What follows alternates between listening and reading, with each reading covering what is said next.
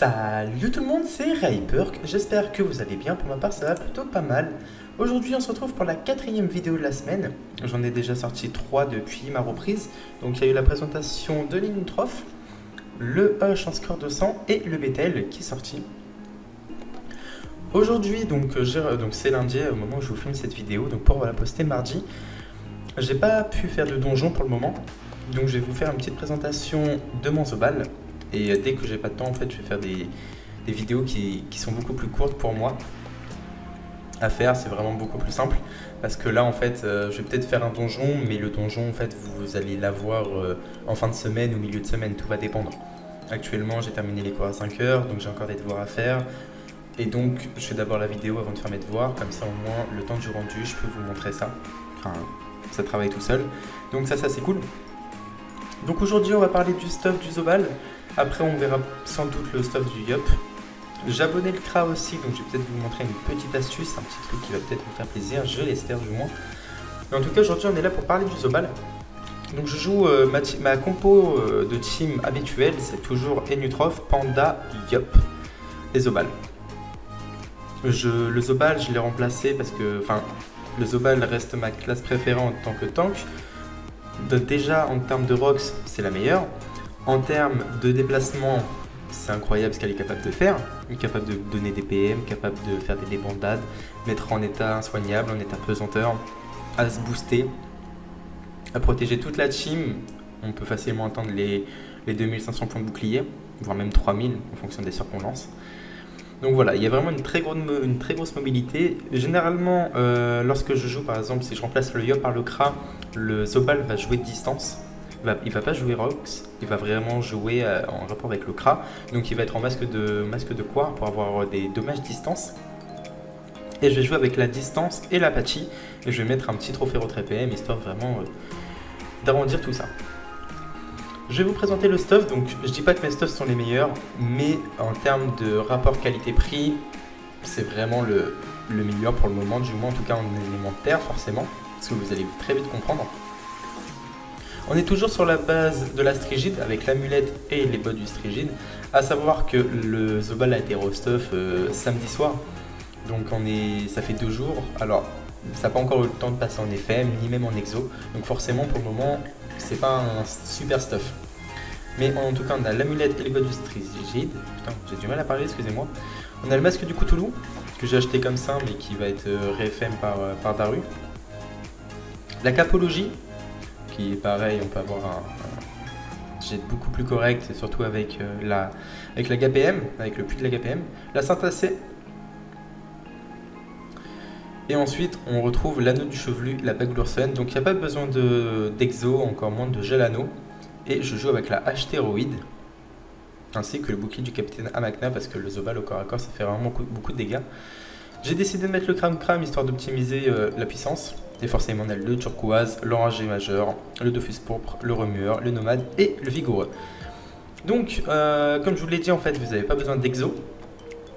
Parce que tout simplement, avec ce stuff là, vous avez la capologie qui va vous donner un PM, le masque du Cthulhu qui va donner un PA et la Saint-Assez qui va donner un PA également. Donc vous êtes optimisé force lié à la capologie et au masque du Cthulhu et la bague Lursen et l'anneau du chevelu. Mais globalement, la capologie, bon, ça serait bien de la garder, et le masque du Cthulhu, enfin même pas, vous pouvez trouver il y a beaucoup de variantes en fait, c'est assez incroyable. Vous pouvez mettre une cape matelassée. Même si c'est une ancienne cape, elle donne beaucoup de résistance. Elle coûte pas cher. Ou alors vous avez la cape du justicier. Il y a même une nouvelle cape en rapport avec le BTL qui est statée haut, je crois. Donc assez intéressant pour remplacer la capologie et donc pour avoir un PA. Après voilà, vous avez vraiment plein de variantes. Vous pouvez passer un petit exo sur l'anneau chevelu, la bague Lursen, ou alors mettre justement si vous voulez arrondir les résistances. Mettre une alliance Lursen à la place de la bague l'ours, à savoir que l'anneau chevelu est quand même un très bon anneau vu ses résistances neutres et terre. Voilà pour la présentation du stuff. En termes de caractéristiques, ça nous arrive à 700 de force avec 4200 de vitalité.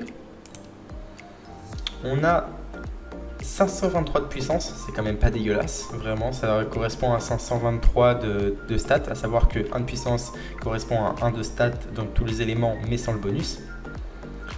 On a 3 invoques, bon ça globalement on s'en fiche. On a 70 dommages critiques. On a des dommages, mais bon, si on vraiment voulait les optimiser pour taper plus fort à l'appui, voire même à la H-Théroïde hein, qui est sur 3 lignes, le DDG sera vraiment un meilleur choix. Tac. Donc on a du 51 neutre, du 52 terre, du 23 feu, du 12 eau et air. Tac. Et on va faire un petit putsch histoire de vous montrer tout ça. Alors je connais plus du tout les vitalités, je crois que le 75 on n'a pas trop. Je regarde juste mes variantes, comme ça vous allez pouvoir les voir en même temps. Ouais, on n'est pas trop mal. Je vais vous montrer un petit peu les points de bouclier qu'on peut avoir avec le Zobal. Donc on a le plastron qui passe à 1200 en no crit. On a la diffraction qui passe à 900 en no crit. On a la transe qui passe à 1200. Donc voilà, on a 3300 points de bouclier. Et la variante de roche qui est du coup Scudo, si je dis pas de bêtises, c'est ça, Scudo, qui va vous donner 360% du niveau en bouclier, ce qui correspond à peu près à 700 points de bouclier à vos alliés. Et en plus de ça, vous avez la Tortuga. Donc, vous êtes quand même plutôt pas mal.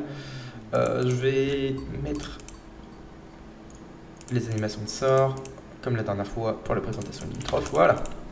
On va passer, on va reprendre une petite base. Voilà. Mon tour habituel,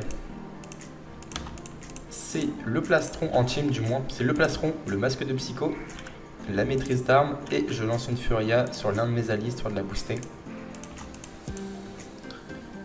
En termes de Rox, la Furia qui passe à 941 en coup critique.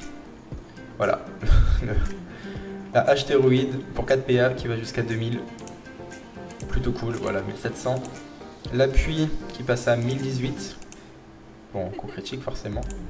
A savoir qu'avec le bouclier du Capitaine Amakna, les dégâts sont assez monstrueux. La Cabriole à 468. Le Purtago à 700, alors que ça débuff. Plutôt cool. La Bouliche à 465. Et la Flamiche à 300 à peu près. Je refais un petit putsch. Parce qu'il y a plusieurs masques. Donc là, je vous ai montré celui qui était un peu plus, mais il n'y a pas que lui. Tac. Ah ouais, c'est vrai que j'étais déjà de base. Donc, avec le masque de l'infatigable qui va vous permettre de tank, vous allez avoir la peau, la rétention, puis c'est tout parce que j'ai mis que ça. Ouais, pour le moment c'est tout. Avec le masque du pleutre, vous allez avoir beaucoup plus de choix. Hop, on va juste fuir parce qu'on n'a pas beaucoup de... Donc voilà, à savoir qu'avec le bouclier du Capitaine Amakna, on pourrait augmenter les dégâts en mettant un 4 feuilles. Hein. À distance, ça ferait presque du 600 l'Apache avec du retrait PM. La distance à 311 et à 410 avec des dommages de poussée. C'est pareil, vous pouvez optimiser les dommages de poussée. Moi je le fais pas parce que forcément je joue uniquement en PVM. 329 au Picada. Juste, je trouve ça dommage que la Picada soit maintenant que en ligne. Avant, elle était sur toute la map, c'était cool. Il y avait de l'horizontal, maintenant il n'y a plus grand chose, ça c'est dommage. La Bricanderea, oh là là, compliqué les noms. Hein. Pour 2 PA qui retire 3 de PO pendant un tour. Donc ça c'est cool pour finir les mobs. Ça fait pas mal de dégâts quand même, hein. Vous voyez, ça c'est cool. Je vais juste vous montrer une dernière fois avec... qu'est-ce que je pourrais vous montrer? Je vais vous montrer toutes les variantes que j'ai pas prises, ça me semble pas mal. C'est un bon choix. Tac. Tout ce que je vous ai pas montré, on va le faire avec là.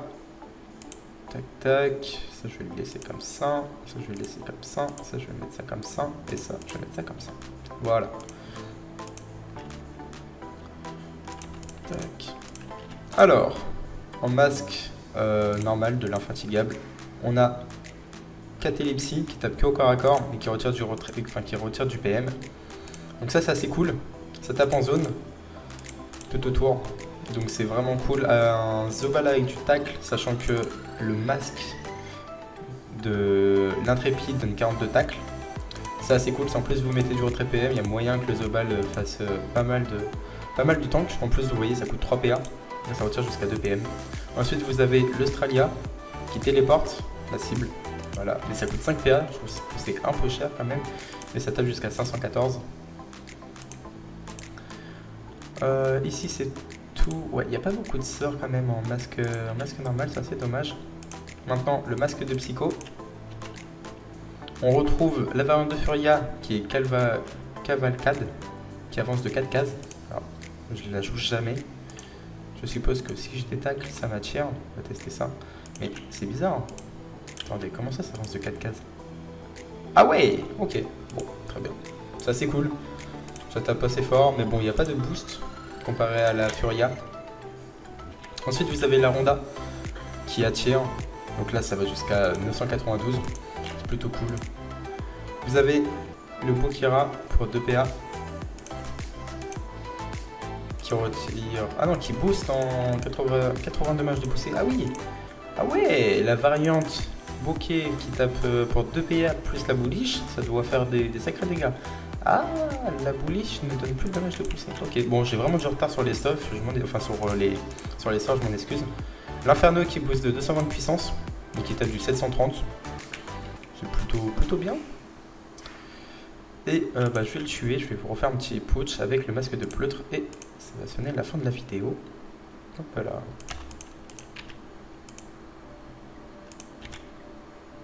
On a donc le Pantera qui coûte pour 3 PA qui retire 52 dégâts sans ligne de vue. Donc ça c'est cool. Hop. Il n'y a pas de ligne de vue. La variante de Picada Angular qui est une variante que je joue beaucoup plus que Picada. D'ailleurs je ne sais pas pourquoi j'avais Picada. Parce que ça tape en zone. Donc lorsqu'il y a des mobs vraiment en zone. Sachant qu'avec le Kra, en fait quand je joue masque de pleutre c'est vraiment que je suis avec le Kra. Donc globalement le Kra fait pas mal de zones et j'obtient tout. Ensuite, il y a Atabak qui retire jusqu'à 3 PA avec 70% de critique pour 5 PA avec une portée de 2 à 10. De 2 à 6, non? Ah, ça de 2 à 6, modifiable. Donc c'est assez cool aussi, hein, ça tape vraiment très fort. On a fini pour la présentation du Zobal. J'espère que ça vous a plu. J'ai fait une vidéo assez courte. Je suis désolé, le commentaire n'est pas encore à son maximum. Il faut que je m'y remette. Ça fait très longtemps que j'ai pas commenté. Hein. Parler devant un micro, ça c'est compliqué. L'articulation, etc. Va falloir s'y remettre. C'est important, j'en suis conscient. Je fais tout pour avoir une vidéo maximum dynamique. J'espère qu'en tout cas ça vous fait plaisir. Je me suis fixé comme objectif de vous faire une vidéo par journée. La vidéo de ce matin n'a pas fait beaucoup de vues. D'un côté, je m'y attendais. On est lundi matin. Vous n'avez pas forcément le temps de regarder les vidéos. Je pense que le nombre de vues va un peu augmenter ce soir. Mais globalement, si vous ne l'avez pas vu, n'hésitez pas à aller la voir. C'est le Bethel en succès mystique. Je vous explique un peu le fonctionnement du donjon. Ça dure 32 minutes. Désolé, c'est un peu plus long que d'habitude. Forcément, c'est un donjon où à la fin, on n'a plus trop le choix d'attendre que le boss se fasse taper. Donc c'est assez long. Mais en tout cas, voilà, ça vous présente un peu le donjon pour ceux qui ne l'ont pas encore fait. Et je pense que la prochaine mise à jour va à peu près être dans ce thème-là. Une espèce de Bethel solar, mais avec différents cavaliers. Je vais essayer de vous en parler dans une prochaine vidéo, parce que c'est d'ailleurs pour ça que j'ai repris officiellement Dofus et notamment les vidéos. La prochaine bêta m'intéresse beaucoup, donc je vais voir si j'ai un peu de temps. Je vais peut-être essayer de faire quelques tentatives du donjon. Ça dépend si j'ai récupéré des stuffs sur la bêta ou quoi que ce soit. Ça fait très longtemps que je n'ai pas joué sur la bêta, donc ça dépend si j'ai du temps. Je sais que Lich fait des vidéos de récapitulatifs de 5 minutes en moyenne, donc globalement allez les voir, parce que moi je pense pas assurer un niveau de vidéo aussi élevé que Lich. En tout cas, c'était Ryperk. J'espère que la vidéo vous a plu. Je suis désolé s'il y a beaucoup de pop. J'ai retiré mon filtre anti-pop, il était tombé. Donc j'espère que c'est pas trop désagréable. J'ai essayé de me reculer du micro. Mais voilà, je suis navré. Si vraiment rendu, je trouve qu'il y a trop de bruit de pop, je mettrai le filtre pour la prochaine vidéo. En tout cas, c'était Ryperk. N'hésitez pas à vous abonner et laisser votre petit pouce bleu, ça me fait toujours plaisir. On se dit à demain pour d'autres vidéos. Salut à tous.